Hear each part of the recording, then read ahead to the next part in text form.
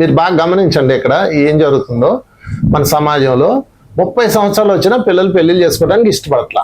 ఎందుకు ఇష్టపడట్లేదు? 30 years వచ్చినా పిల్లలు ఇప్పుడు కాదులే, రేపు చూద్దాం, మాపు చూద్దాం, ఇదిగో అక్కడ సెటిల్ అవ్వలేదు, ఈ జాబ్ రాలేదు, ఇల్లు కొనుక్కోవాలి, ఇలా రకరకాలు చెప్తున్నారు వాళ్ళు. ఎందుకు అంటే వాళ్ళు లైఫ్ సెటిల్ అవ్వాలన్న యాంబిషన్ కాదు. లైఫ్ సెటిల్ అయిపోయింది. ఎప్పుడో చదువు అయిపోతుందో లైఫ్ సెటిల్ అయిపోతుంది. ఏ ఉద్యోగం ఇది కాకపోతే అది కాకపోతే ఇది ఏదో ఒకటి వస్తుంది. మరి ఎందుకంటే పిల్లలకి ఎక్కువ శాతం, అందరూ కాకపోవచ్చు, ఎక్కువ శాతం వాళ్ళకి వైవాహిక జీవితం మీద అసహ్యం వచ్చింది, బాధ వచ్చింది, కోపం వచ్చింది, భయం వచ్చింది. అన్నిటికన్నా ఎందుకు వచ్చింది? తల్లిదండ్రుల నిర్వాహకం అదే కదా. ఏ తల్లిదండ్రులు ప్రశాంతంగా ఉన్నారు చెప్పండి? వాళ్ళు కాపురం చేస్తున్నారు, చాలా వరకు వాళ్ళు కొట్లాడుకుంటున్నారు. కొట్లాడుకుంటుంటే ఆటోమేటిక్గా పిల్లలు అది చూస్తారు. చూసి వద్దురా సోదరా పెళ్ళి అంటే 100 ఏళ్ళ మంటరా అని వాళ్ళు దాన్ని భయంకరంగా చూసుకుంటారు. అందుకని పెళ్ళి అనగానే పిల్లలు ఎందుకు పారిపోతున్నారు? సమాజాన్ని చూసి. అందుకని తల్లిదండ్రులు ఏం చేయాలి? ఫస్ట్ ప్రేమమూర్తులుగా జీవించాలి. కొట్లాడుకోవచ్చు, అది పెద్ద విషయం కాదు. సీతారాములు ఎంత ఆదర్శంగా జీవించారు భార్యాభర్తలు. భార్యాభర్తలు అంటే అంతేనా అని పిల్లల్ని ఎడ్యుకేట్ చేసుకోవాలి. తమను రోల్ మోడల్గా చూపించాలి. నాన్న లేకపోతే నేను లేనని తల్లి, తల్లి లేకపోతే అమ్మ లేకపోతే నేను లేనని తండ్రి పిల్లల ముందు తరచూ మాట్లాడుతుండాలి. అప్పుడు వాళ్ళకి వివాహ వ్యవస్థ మీద ఒక స్ట్రాంగ్ బిలీఫ్ సిస్టమ్ వస్తాయి. నాశనం చేశాడు మీ నాన్న నా బతుకని, లేకపోతే అన్న అడ్డమైన తిట్లు తిడతా ఉంటుంది తల్లి పిల్లల ముందే తండ్రిని. లేదంటే నా బతుకు ఎలా అయిపోయింది మీ అమ్మని చేసుకోనని ఆయన. వీళ్ళిద్దరు కొట్లాట, పొద్దున స్తమానం, ఇది ఏ ఇంట్లో ఏ గిన్నెలు పగులుతాయి, ఏ తెప్పాళ్ళు పగులుతాయి అన్నట్టు పంచాయతీలు పెట్టుకుంటా ఉంటే పిల్లలు ఎందుకంటే చేసుకుంటారు? తల్లిదండ్రుల ప్రేమను చూసే కదా వాళ్ళకి ఆశ కలుగుతుంది. నాకు కూడా లవ్ ఫ్యామిలీ కావాలని. తల్లిదండ్రులు కొట్లాట చూస్తే అమ్మ బాబోయ్ ఇద్దరు బాబు విడాకులు అనుకుంటారు. ఈ జాలదన్నట్టు సమాజంలో పరిస్థితులు మారిపోయినాయి. అన్ని డైవర్స్ కేసులే. ఈ తలనొప్పులు ఎందుకు అనే ఒక క్రియేషన్లోకి వెళ్ళిపోయింది. ఖచ్చితంగా చెప్తున్నానండి, మన పిల్లలు నాశనం అవ్వడానికి కారణం ఎవరంటే పెద్దలే. ఎందుకంటే ఒక చెట్టు నెంబర్ 1 అయితే కాయ కూడా నెంబర్ 1 అవుతుంది. ఏదో సినిమాలో విన్నాను, ఇత్తనం నెంబర్ 1 అయితే చెట్టు నెంబర్ 1 అవుతుంది, చెట్టు నెంబర్ 1 అయితే కాయ నెంబర్ 1 అవుతుంది కదా. మన పిల్లలు వాళ్ళ వైఫల్యం చెందారంటే మన నుంచి తయారయ్యారు కదా వాళ్ళు. అది ఆళ్ళ వీళ్ళు అనేది పక్కనట్టండి, పెద్దలు సమాజం నుంచే తయారయ్యారు. ఈ సమాజంలో తల్లిదండ్రుల పాత్ర ముఖ్యంగా ఒకటే గుర్తుపెట్టుకోండి, మీ పిల్లలకి మీరు ఏదైతే ఇవ్వదలుచుకున్నారో వివాహమో లేకపోతే ఏదైనా వాటి మీద విశ్వాసం కలిగేలా చేయాలి. ఆ కాన్షియస్నెస్ని డెవలప్ చేయాలి. మీ ఇంట్లోనే దరిద్రం చూపిస్తుంటే వాళ్ళు ఎందుకంటే చేసుకుంటారు? ఆ రొంపులోకి వెళ్ళొద్దనే అనుకుంటున్నారు పిల్లలు. ఇంకొక ప్రమాదం కూడా ముంచుకొస్తుంది. ఈ ఆడపిల్లలు మగపిల్లలు అందరూ ఈ మధ్య డేటింగ్లోకి వెళ్ళిపోతున్నారు.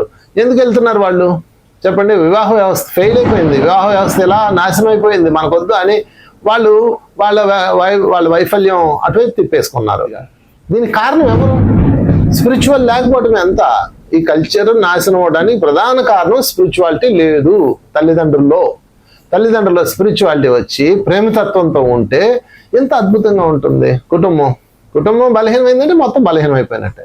నవ్డేస్ భారతదేశంలో ఉన్న కుటుంబ వ్యవస్థని ప్రపంచం అంతా చేతులు ఎత్తి మొక్కుతుందండి ఒకప్పుడు.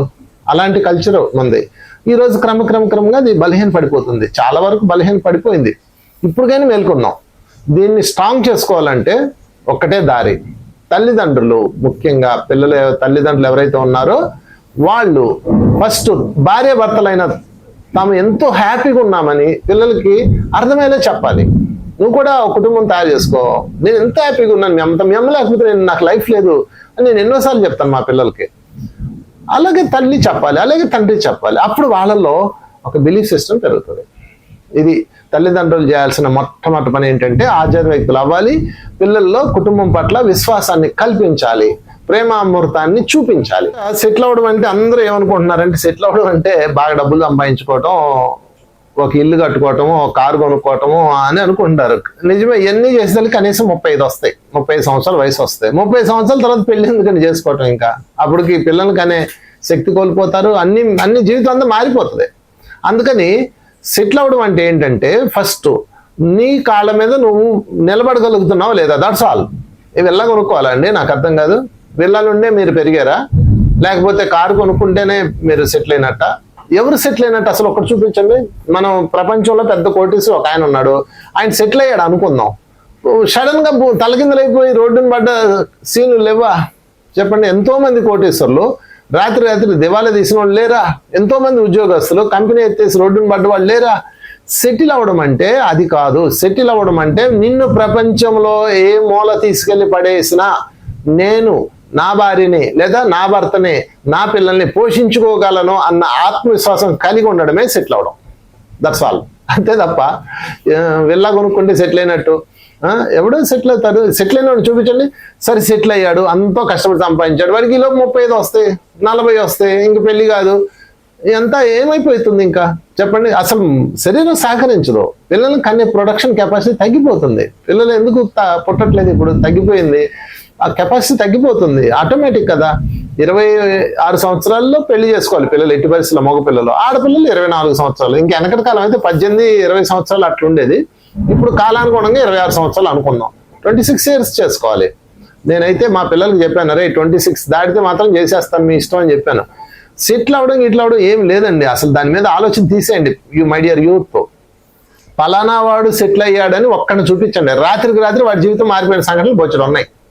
అందుకని సెటిల్ అవ్వడం అనేది ఏమీ లేదు. నువ్వు తృప్తిగా ఆనందంగా భరోసాతో జీవించావంటే సెటిల్ అయినట్టే. That's all.